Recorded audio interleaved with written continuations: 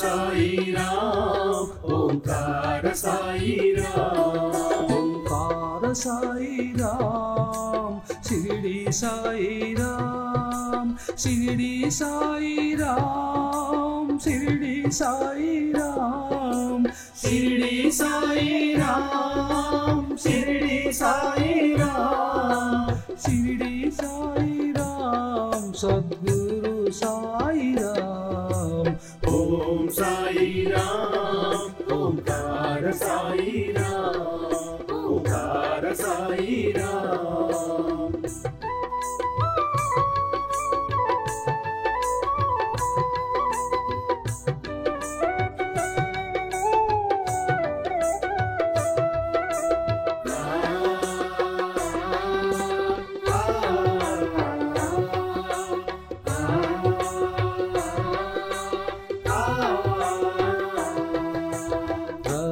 సాయి రామ్ మేఘ శ్యామ సాయి రామ్ రామ సాయి రామ్ మేఘ శ్యామ సాయి రామ్ ద్వారకమాయ నిలయ భక్త రక్షక సాయి రామ్ ఓం సాయి రామ్ ఓంకార సాయి రామ్ ఓం సాయి రామ్ ఓంకార సాయి రామ్.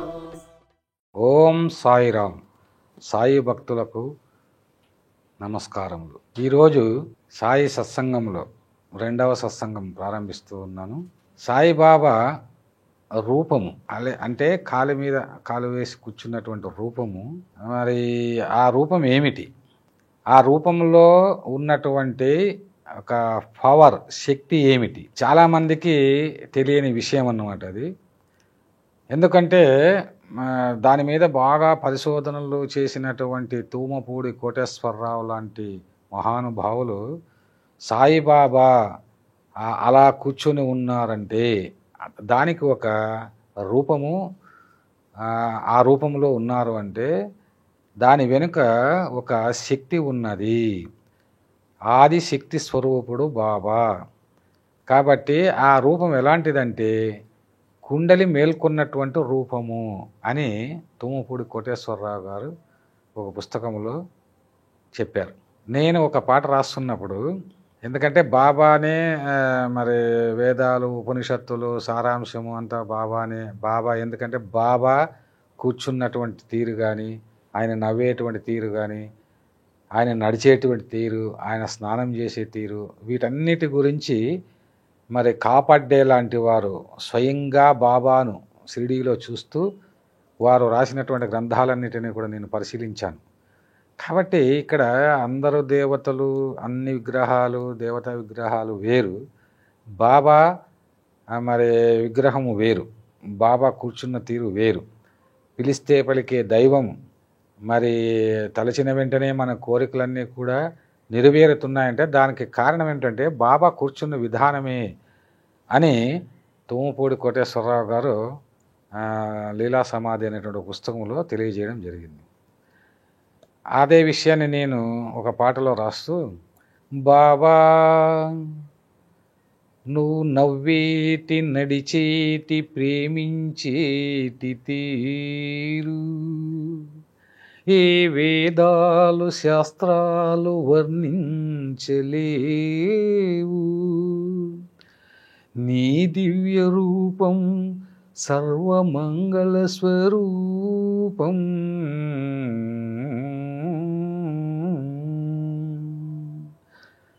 బాబాను కూర్చున్న తీరు చూస్తుంటే మాముచ్చట తీరు, బాబాను కూర్చున్న తీరు చూస్తుంటే మాముచ్చట తీరు.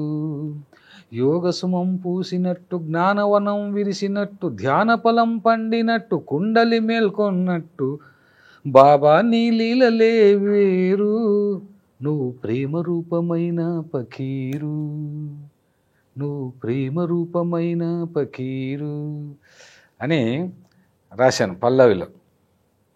అంటే బాబా అంటే మరి బాబా లీలల గురించి కానీ, బాబా తత్వాన్ని గురించి కానీ, బాబా నవ్వే తీరు, నడిచే తీరు, కూర్చున్న తీరు కానీ ఈ వేదాలు శాస్త్రాలు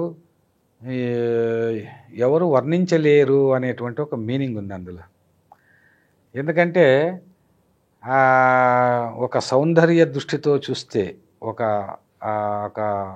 నేను ఆనంద స్వరూపుణ్ణి అన్నాడు బాబా. ఆయన స్వరూపమే ఆనంద స్వరూపం. ఆనందాన్ని మరి మనము చూడాలంటే, ఆనందాన్ని అభివ్యక్తం చేయాలంటే కష్టం. సౌందర్యాన్ని అయితే కొంతవరకు ఏదో చెప్పగలం. అలా అందుకే బాబా ఏమన్నారంటే, అసలు బాబా 16 సంవత్సరాల వయసులో షిరిడీకి వచ్చారు. అప్పుడు చాలా తేజవంతంగా ఉన్నారు. వేప చెట్టు కింద కూర్చున్నప్పుడు మరి ఆ ఊళ్ళో వాళ్ళు చూసినప్పుడు చాలా తేజవంతంగా ఉన్నారు. అందుకే బాబా అప్పటి నుంచి అలాగే కూర్చున్నారా అంటే 16 ఏళ్ళ వయసులో వేప చెట్టు కింద ఎలా కూర్చున్నారు, తర్వాత చివరి దశ వరకు అంటే ద్వారకామాయిలు ఆ యొక్క రాతి బండ పైన అలాగే కూర్చున్నారనమాట. ఈ కూర్చున్న తీరు ఏమిటంటే కుండలి మేల్కొనేటువంటి తీరు, కుండలి మేల్కొన్న తీరు అని అందులో రాసి. అంటే ఈ ఈ యొక్క పాటలో బాబా నువ్వు నవ్వేటి నడిచేటి ప్రేమించేటి తీరు, ఈ తీరు అంటే విధం, నువ్వు నవ్వేది నడిచేది ప్రేమించేది, ఏ వేదాలు శాస్త్రాలు వర్ణించలేవు. ఎందుకంటే వేదాలు శాస్త్రాలు నువ్వు ఎన్ని చెప్పినా, ఎన్ని ఉదాహరణలు చెప్పినా కూడా బాబా ప్రేమతత్వాన్ని కానీ, బాబా ఆ నవ్వే తీరు కానీ, నడిచే తీరు కానీ, ఆ ముఖం కడిగే తీరు కానీ చెప్పలేవు. అంతేకాకుండా బాబా నువ్వు కూర్చున్న తీరు చూస్తుంటే మా ముచ్చట తీరు. చూసాము మనం, ఎంతోమంది యోగులు చూసాము, ఎంతోమంది కూర్చున్న తీరు చూసాము. కానీ బాబా టెంపుల్కి వెళ్తే ఆయన కూర్చున్న తీరు, అలా ఆశీర్వదించే తీరు, అంటే ఒక కాలు మీద కాలు వేసుకున్నటువంటి తీరు, ఇది చూడగానే మనకు ఒక అవ్యక్తమైనటువంటి, అంటే వ్యక్తం చేయలేనటువంటి ఒక అనుభూతి కలుగుతుంది. కానీ దీని వెనుక ఒక రహస్యం ఉందన్నటువంటి విషయము చాలామందికి తెలియదు. అందుకే ఏంటంటే యోగసుమం పూసినట్టు, జ్ఞానవనం విరిసినట్టు, ధ్యాన ఫలం పండినట్టు, కుండలి మేల్కొన్నట్టు, ఈ 4 విశేషణాలు ఉన్నాయి ఇందులో. ఏమిటంటే యోగసుమం పూసినట్టు, యోగసుమం ఎప్పుడు పూసింది అంటే 16 ఏళ్ల వయసులో బాబా షిరిడీలో కనిపించినప్పుడు వేప చెట్టు కింద అది యోగసుమం పూసినట్టు. తర్వాత లెండివనానికి వెళ్ళి ఆయన పచ్చకుండలతోనే లెండివనం పెంచిన అక్కడ జ్ఞానవనం విరిసింది. తర్వాత మసీదులో కూర్చొని ఆయన అంటే ధుని ముందు కూర్చొని తదేకంగా అగ్నిని చూస్తూ ఒక ధ్యాన నిమగ్నుడై ఉండేటువంటి వారు అనమాట. అందుకే ధ్యాన ఫలం పండినట్టు అన్నాం.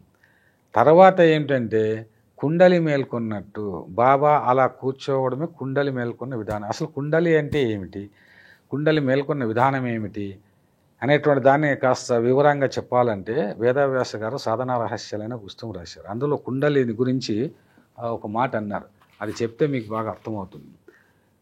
కుండలిని అంటే ఏంటంటే మూలాధారములోనున్న మూల కందమునకు పైన కుండలిని శక్తి ఉన్నది. అనేక తంత్ర గ్రంథాలలో ఆది శక్తి అని, మూల ప్రకృతి అని, జగన్మాత అని, గాయత్రి అని అనేక పేర్లతో పిలువబడే స్త్రీ స్వరూపిణి అయిన శక్తి ఈ కుండలిని శక్తియే. ఇది నిగూఢ రహస్యము. ఇక్కడ ఈ కుండలిని శక్తిని మేల్కొలిపితే మూలాధారము నుండి పైకి లేచి సుషుమ్నానాడి యొక్క ద్వారములో ప్రవేశించి గొట్టములో నుంచి పైకెక్కు నీరు వలె వెన్నెముకలోని బ్రహ్మరంధ్రము ద్వారా శిరస్సులోని సహస్రారమును చేరును. ఇది ప్రయాణము చేసే దారిలో 6 చక్రములున్నవి. సహస్రారముతో కలిపి మొత్తం 7 చక్రములు. గాయత్రీ దేవత యొక్క 7 వ్యాహృతులే. వెన్నెముకలోని వెన్ను పూసలు కూడా 7 × 7 49 అని వేదము తెలుపుచున్నది అని చెప్పారనమాట. అంటే ఇక్కడ మనం గమనించాల్సిన విషయం ఏంటంటే అసలు బాబాను మరి చిన్న వయసులోనే బాబా ఒక బ్రాహ్మణ కుటుంబంలో పుట్టిన తర్వాత ఒక ఫకీరుకు బాబాను ఇచ్చారని చెప్పి ఆ చిన్న వయసులో ఆ ద్వారకకు వెళుతున్నప్పుడు మూర్ఛ వచ్చి ఆ బాలుడు పడిపోతే రామచంద్ర అనేటువంటి ఒక గురువు ఆయన తీసుకొని వెళ్ళి హిమాలయాల్లోకి అక్కడ ఆయనకు ఆదిశక్తి మంత్రోపదేశం చేశాడు అని, ఆ తర్వాత షిరిడీకి వచ్చాడన్నటువంటిది 1942లో మైసూరులో బాల సన్యాసి ఆయన స్వయంగా రాసినటువంటి పుస్తకంలో ఆ విషయం ఉంది. అంటే దీన్ని బట్టి బాబా ఆదిశక్తి స్వరూపుడు, అందుకే ఆయన అలా కూర్చున్నాడు.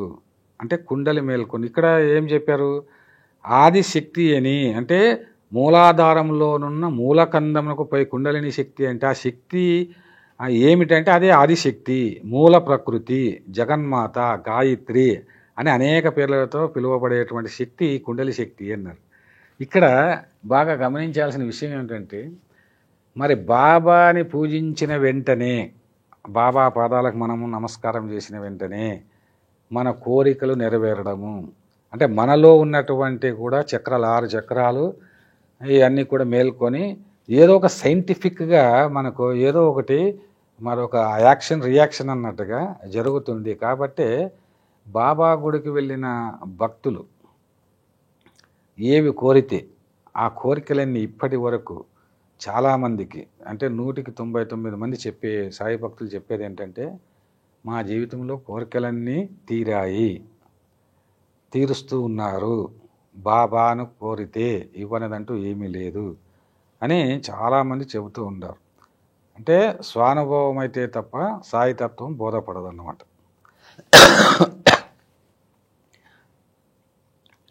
అంటే సాయితత్వంలో ముఖ్యంగా బాబా ఆ కూర్చున్న విధానం, తర్వాత ఆయన నవ్వేటువంటి విధానం, మామూలుగా అందరూ నవ్వుతూ ఉంటారు.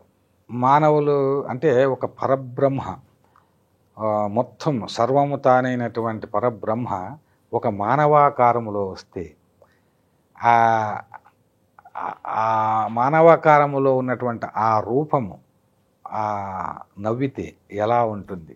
బాబాను షిరిడీలో ఉన్నప్పుడు కాపాడే బాబాను చూశాడు. కాపాడే ఒక 6 నెలలు అక్కడ ఉన్నప్పుడు బాబా ప్రతి చర్యను గమనిస్తూ ఉన్నాడు అనమాట.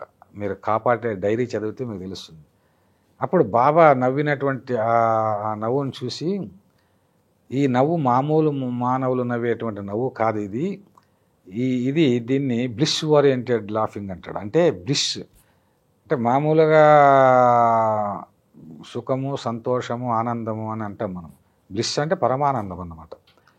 కాబట్టి ఆ నవ్వు ఆ నవ్వు చాలా, ఆ నవ్వును చూడగానే చాలా ఆనందం వేసింది అంటాడు ఆయన. అంటే దీని అర్థం ఏంటంటే, అందుకే నేను ఆ పాటలో కూడా రాశాను, బాబా నువ్వు నవ్వేటి అంటే నువ్వు నవ్వేటి తీరు ఏ చిత్రకారులు గీయలేరు అని చెప్పేసి రాశాను. బాబా నువ్వు నవ్వేటి తీరు ఏ చిత్రకారులు గీయలేరు, చంద్రవంక మెరిసినట్టు, సిరివెన్నెల కురిసినట్టు, లెండివనం విరిసినట్టు, అద్వైతం నవ్వినట్టు, బాబా నీ మహిమలే వేరు, నువ్వు కరుణ రూపమైన పకీరు అని రాసి. చూడండి ఇక్కడ, అంటే ఒక కవి భావనా లోకంలో విహరిస్తూ ఉంటాడు. కాబట్టి ఆ బాబా నువ్వు నవ్వేటి తీరు ఏ చిత్రకారులు గీయలేరు అన్నాం. ఎందుకంటే రవివర్మకి అందనీవుకి ఒక అన్నారు. అంటే రవివర్మ కొంచెం కూడా అందానివి అని ఎట్లయితే ఒక కవి చెప్పాడో, అలాగ బాబా నవ్వే తీరు ఈ చిత్రకారులు కూడా అది గీయలేరు. అసలు వర్ణించడం అంటే అది వేరే విషయం. కాబట్టి ఇక్కడ ఎందుకంటే బాబా ప్రతిచర్య కూడా చాలా నిగూఢమైనటువంటిది. మరి ఆ చర్య అలా ఉంటే బాబా ఈ నవ్వేటువంటి తీరులోన చంద్రవంక మెరిసినట్టు, సిరివెన్నెల కురిసినట్టు. చంద్రవంక ఎలా ఉంటుంది మీకు తెలుసు. చంద్రవంక మెరిసినట్టు, అమావాస్యలో చంద్రవంక వస్తే చంద్రవంక మెరిసినట్టు, సిరివెన్నెల కురిసినట్టు, లెండివనం విరిసినట్టు, అద్వైతం నవ్వినట్టు. అసలు అద్వైతం నవ్వడం ఏంటి అంటే, పరబ్రహ్మ స్వరూపుడైనటువంటి బాబా ఒక మానవ రూపంలో వచ్చి నవ్వితే ఇంక అద్వైతం నవ్వడమే కదా. అసలు అద్వైతం నవ్వవాడాము అనేటువంటి మాట మనం ఎక్కడ విని ఉండకపోవచ్చు మనం. కానీ అద్వైతం నవ్వింది అంటే, అద్వైతం నవ్వితే ఎలా ఉంటుంది అంటే, బాబా నవ్వితే ఎలా ఉంటుందో అలా అద్వైతం నవ్వితే అలా ఉంటుంది. కాబట్టి బాబా నీ మహిమలే వేరు, నువ్వు కరుణ రూపమైన ఫకీరు అన్నాం. ఇంతకుముందు ఫస్ట్ లైన్లో ప్రేమ రూపమైన ఫకీరు, ఇప్పుడు కరుణ రూపమైన ఫకీరు. కరుణ రూపంలో వచ్చినటువంటి ఒక ఫకీరే బాబా. ఇంకా అదేవిధంగా బాబా ఆయన మోము కడిగే తీరు కూడా ఆయన వర్ణించాడు. అలా నీళ్ళు తీసుకొని అలా చల్లుకొని అలా అంటే బాబా నువ్వు మోము కడుగు తీరు ఏ యోగులు వర్ణించలేరు అని చెప్పేసి, యోగులు కూడా వర్ణించలేరు అన్నమాట. కాపాడే కూడా అదే చెప్పారు. ఎందుకంటే పూల జల్లు బోధి చెట్టు పూల జల్లు రాలినట్టు మబ్బుచాటు చందమామ యోగ నిద్ర లేచినట్టు అని చెప్పేసి పరవశించి వర్ణించాను. మబ్బుచాటు చందమామ యోగ నిద్ర లేచినట్టు. అసలు ఆ మబ్బుచాటు చందమామ యోగ నిద్ర లేయడం అనేటువంటిది ఎంత గొప్ప భావన. కాబట్టి ఇలా అంటే ఆయన బాబాను బాలసుబ్రహ్మణ్యం పరవశించి పాడారనమాట ఈ పాటని. సాయోదయంలో మీరు యూట్యూబ్లో కొడితే వస్తుంది మీకు. అంటే ఇదంతా ఒక ఎత్తు అయితే చివరకు నేను కేవలము కాపాడే డైరీలోన రాసినటువంటిది తుమ్మపూడి కోటేశ్వరరావు ఆయన రాసినటువంటి పుస్తకము. ఈ రెండిటిలోన ఈ బాబా అంటే ఏదో మామూలు మానవ రూపంలో వచ్చినటువంటి ఒక యోగి లేక ఫకీరు, ఒక ఔలియా లేదా సిద్ధపురుషుడు, ఇట్లా చాలామంది చెప్పుకొచ్చారు. కానీ మనము చాలా డెప్త్గా వెళితే బాబా రూపము కానీ బాబా చర్యలు కానీ ఇది ఒక అంటే మానవాతీతమైనటువంటి ఒక శక్తులు వాటి చర్యలుగా మనకు కనిపిస్తాయన్నమాట. అదేవిధంగా ప్రేమ కూడా అంతే. చూడండి, మనం మామూలుగా ప్రేమ అంటాం. ఆ ప్రేమ అనేటువంటి పదాన్ని మనము ఒక రకంగా చెప్పాలంటే స్వార్థాన్ని ప్రేమ అంటున్నాం ఈ లోకంలో. పరమ స్వార్థము ప్రేమ అనేటువంటి మీనింగ్తో మనము తీసుకోవచ్చు. ఇవాళ ప్రేమ అనేటువంటిది ఎక్కడ ఉంటుందంటే ప్రకృతి అంతటా. నేను ప్రేమాంజలి అని బాబా పైన ఒక పుస్తకం రాశాను, అది 48 అధ్యాయాలు. బాబా ప్రేమ ఎలా ఉంటుంది, ప్రకృతి అంతటా ఉన్నటువంటి ప్రేమ. పక్షులకు ఇప్పుడు తల్లి పక్షి ఉంది, తల్లి పక్షి ఎక్కడో నుంచి పురుగులు తీసుకొని వచ్చేసి పిల్ల పక్షుల నోట్లో వేస్తుంది. అదేవిధంగా గోవు ఉంది, గోవు పాలు ఇస్తూ తన దూడకు ఎంతో ప్రేమతో వ్యక్తీకరిస్తుంది. అదేవిధంగా కోడి పెట్ట ఉంది, అది పిల్లలు తన చుట్టూ ఉంటుంది. ఒక గద్ద వస్తే తన ప్రాణాన్ని తెగించి వాటిని రక్షించుకోవాలని చూస్తుంది. అట్లా తల్లి ప్రేమ, ఒక తండ్రి ప్రేమ. ఈ ప్రేమ వీళ్ళు కేవలం శాంపుల్స్ అన్నమాట. అంటే గురువు మొట్టమొదటి ప్రేమ, గొప్ప ప్రేమ, అవ్యాజమైన ప్రేమ, జన్మజన్మలకు ఉండే ప్రేమ ఏదంటే అది గురువు యొక్క ప్రేమ, అది సాయిబాబా ప్రేమ. ఆ తర్వాత తల్లిదండ్రుల ప్రేమ. ఇంక మిగిలిన ప్రేమలన్నీ స్వార్థపూరితాలుగా ఉంటాయి. అందుకే మరి బాబా ఎలా ప్రేమిస్తాడు భక్తుల్ని అంటే, బాబా ప్రేమించే తీరు, బాబాను ప్రేమించు తీరు ఏ దేవుళ్ళు వర్ణించలేరు అని రాశాను అందులో.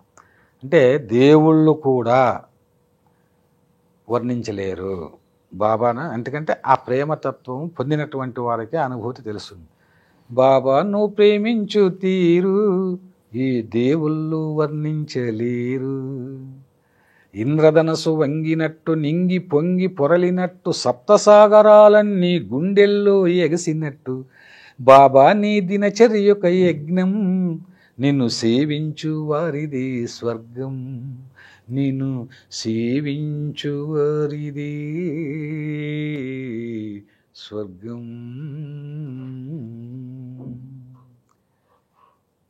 అంటే ఎంత పరవశం ఉంటే తప్ప మనం ఇలాంటి పాటలు రాయలేము. నిజంగా అంటే ఒక ధ్యాన స్థితికి వెళ్ళినప్పుడు ఆ బాబా గురించి ఆలోచించినప్పుడు బాబా నాలో ప్రవేశించి నా అనుభూతిని అర్థం చేసుకొని ఆ స్థాయిలో ఒక పదాలను క్రమంగా కూర్చి నన్ను ఆనందింప చేయడానికా అన్నట్టుగా ఈ పాటలు నా చేత చాలా రాయించాడు బాబా. ఎందుకంటే మనము మాటల్లో వ్యక్తీకరించలేనటువంటివి, పదాలలో వ్యక్తీకరించలేనటువంటి అనుభూతులన్నిటినీ ఒక రాగము ద్వారా, ఒక గేయం ద్వారా, పాట ద్వారా అభివ్యక్తీకరించవచ్చును అని ఇవి రాయడం జరిగింది. కానీ ఇందులో ఒక ఫిలాసఫీ ఉంది. ఎందుకంటే బాబా ఫిలాసఫీని సాధ్యమైనంత వరకు ఒక పాటల రూపంలో తీసుకుని ప్రపంచానికి తెలియజేయాలి అని నేను ప్రయత్నం చేయడం జరిగింది. ఇందులో మరి బాబా నువ్వు ప్రేమించు తీరు ఏ దేవుళ్ళు వర్ణించలేరు, ఇంద్రధనస్సు వంగినట్టు అన్నాను. ఇంద్రధనస్సు అంటే ఏమి? ఇంద్రధనస్సు ఒక 7 రంగులతో ఉన్నటువంటి హరివిల్లు, మీకు తెలుసు. ఆ 7 రంగుల హరివిల్లు ఆ ఇంద్రధనస్సు. ఆ ఇంద్రధనస్సు చూస్తే మనకు ఎంతో ఆనందం కలుగుతుంది. కాబట్టి బాబా ప్రేమించేటువంటి విధానంలో ఒక ఇంద్రధనస్సు వంగినట్టు, అంటే బాబా అలా ఆశీర్వదిస్తాడు. అలా ఆశీర్వదించేది ఎట్లా ఉందంటే ఇంద్రధనస్సు వంగినట్టుగా, అలా ఇంద్రధనస్సు వంగినట్టుగా ఉందనేది ఊహ. ఇంద్రధనస్సు వంగినట్టు, నింగి పొంగి పొరలినట్టు. అసలు నింగి పొంగడం ఏంటి అంటే ఆకాశం ఒక వర్షిస్తే ఆనందంతో నింగి పొంగి పొరలినట్టు బాబాను అలా ప్రేమిస్తారు, అలా అనుగ్రహిస్తారు. నింగి పొంగి పొరలినట్టు సప్తసాగరాలన్నీ ఒక్కసారిగా, ఈ సప్తసాగరాలు 7 సముద్రాలు ఒక్కసారి గుండెల్లో ఎగిసినట్టు. 7 సముద్రాలు అంటే అవి ఆనంద సాగరాలు అనుకోవాలి మనం. ఒక్కసారి ఒక సముద్రం పొంగితేనే తట్టుకోలేము మనం, 7 సముద్రాలు పొంగితే. అందుకే ఇంకొక పాటలో రాశా, ఒక్క తల్లి ప్రేమకే తల్లడిల్లెను నామది, 1000 తల్లుల సాయి ప్రేమను తట్టుకొను నా హృది, తట్టుకొను నా హృది. సాయి అంటే అంతులేని ప్రేమ సాగరం, ఎంత గ్రోలిన తనివి తీరని ప్రేమ మకరందం, ప్రేమ మకరందం. అట్లాగా సప్తసాగరాలన్నీ గుండెల్లో ఎగిసినట్టుగా అంత ఫీల్ అవుతాం మనము. అంత ప్రేమిస్తే బాబా అంత ప్రేమిస్తాడు భక్తులను అని చెబుతూ చివరికి ఏంటి, బాబా నీ దినచర్య యొక్క యజ్ఞం, నేను సేవించు వారిది స్వర్గం, నేను సేవించు వారిదే స్వర్గం. అంటే ఇక్కడ దినచర్య యొక్క యజ్ఞం, బాబా ఉదయము లేచినప్పటి నుంచి ఎలా మరి ఆ మసీదు నుంచి బయటకు వచ్చేవాడు, ఎలా ముఖం కడిగేటువంటి వారు, ఎలా నవ్వేటువంటి వాళ్ళు, ఎలా కూర్చునేటువంటి వారు, ఎలా లెండి తోటకు వెళ్ళేటువంటి వారు, అలా అలా అలా నడుచుకుంటూ వెళ్ళినప్పుడు అలా అలా పైకి చూస్తూ ఏవో ఆయన మాటలు ఎవరికి అర్థము కాదు, అలా చేతిని అలా అలా తిప్పుతూ వెళ్ళి, ఇవన్నీ కూడా నీ దినచర్య యొక్క యజ్ఞము. అంటే ఎక్కడో ఉన్నటువంటి భక్తులను రక్షించడానికి ఆ యొక్క మార్మికమైనటువంటి చర్యలు అవన్నీ, ఒక యోగి మార్మిక చర్యలే బాబా యొక్క ఆ షిరిడీలోన జీవితం అని చెప్పవచ్చు. ఆ మార్మిక చర్యలు, ఆయన భాష, ఆ సైగలు, ఇవన్నిటిది ఏమిటంటే ఒక యజ్ఞము. అటువంటి యజ్ఞమూర్తి అయినటువంటి ఆదిశక్తి స్వరూపుడైనటువంటి బాబాను మనము కొలవడమే అంటే అదే ఆ కొలవడము అంటే ఒక స్వర్గము. అదే నిన్ను సేవించు వారిది స్వర్గం ఉన్నది. స్వర్గం అంటే ఎక్కడో లేదు, ఈ భూమండలంలోనే జన్మజన్మలకు మనకు స్వర్గం చూడాలంటే అది బాబాని సేవించాలి. అంతటి ఒక గొప్ప మార్మిక యోగి షిరిడీ సాయిబాబా. మార్మిక యోగి అన్నాడు, ఈ పదం చాలా గొప్పది. మంచి ఫిలాసఫీ తెలిసినటువంటి వాళ్ళకే బాబా యొక్క లీలల గురించి కానీ, ఒక గొప్ప మహాకవి అయితే తప్ప బాబా యొక్క రూపాన్ని కానీ ఆయన గుణగణాలు కానీ వర్ణించలేరు. అదేవిధంగా గొప్ప ఫిలాసఫర్ అయితే తప్ప బాబా యొక్క తత్వాన్ని తెలుసుకోలేరు. అదేవిధంగా బాబా యొక్క వేదాంగాలు, ఉపనిషత్తులు, ఈ శాస్త్రాలు, ఈ పదాలు, వీటికి అందని యొక్క తత్వము సాయి తత్వం. అది అనుభవైక వేద్యము అన్నారు. అంటే అనుభవముతో ఒక్క ఎక్కిరాల భరద్వాజ మాస్టర్ అనుభవించాడు. సాయినాథుని శరత్ బాపూజీ గురువు గారు అనుభవించారు. అనుభవించి వాళ్ళు చెప్పినటువంటి అందుకే ఎక్కిరాల భరద్వాజ మాస్టర్ ఒక మాట అన్నాడు, బాబాను సేవించే విధానం ఎలా ఉండాలంటే అది ఒక సాధనగా మారాలి. అంటే సాధన జీవితంలో భాగంగా ఉండటం కాదు, జీవితమే సాధనగా మారిపోవాలి. అందుకే 24 అవర్స్ ఓం సాయిరామ్ ఓం సాయిరామ్ అని చెప్పేసి అనుకుంటూ ఉంటే మనకు ఆ యొక్క వైబ్రేషన్స్ అన్నీ కూడా ఆ పదములో, ఇప్పుడు గాయత్రి మంత్రములో ఎలాంటి యొక్క శక్తి ఉందో సాయి నామములో కూడా అంతటి శక్తి ఉంది. ఆ శక్తి మనలో ప్రవేశించి మనకు ఉన్నటువంటి అనేకమైనటువంటి రోగాలు నయమైపోతాయి, దుష్ట గుణాలు పోతాయి, అదేవిధంగా దుష్ట సంకల్పాలు పోతాయి. మరి మనం ఒక స్వచ్ఛమైనటువంటి స్ఫటికం వలె మన మనసు, మన జీవితము మరి వెలుగుతుంది. మరి సాయిబాబా భక్తులు గమనించాల్సిన విషయం ఏంటంటే ఈ ప్రాపంచికమైనటువంటి విషయ వాసనల పట్ల మరి ఆసక్తిని క్రమక్రమంగా తగ్గించుకొని బాబా గురించి, బాబా పాటలను వినడము, బాబా తత్వాన్ని అర్థం చేసుకోవడము, బాబా యొక్క సత్సంగాల్లో పాల్గొనడము, బాబా భక్తులతో, ఎందుకంటే నీ పాద కమల సేవయు నీ పాదార్చకులతోటి నెయ్యము నితాంతాపార భూతదయేను తాపసమందార నాకు దయసేయగదే అన్నట్టుగా నీ పాద కమల సేవయు అంటే బాబా పాద కమలాల సేవ చేసేటువంటి భాగ్యం మనం పొందాలి. అదేవిధంగా నీ పాద కమల సేవయు నీ పాదార్చకులతోటి నెయ్యము. ఎవరి దగ్గర మనకు స్నేహం ఉండాలా?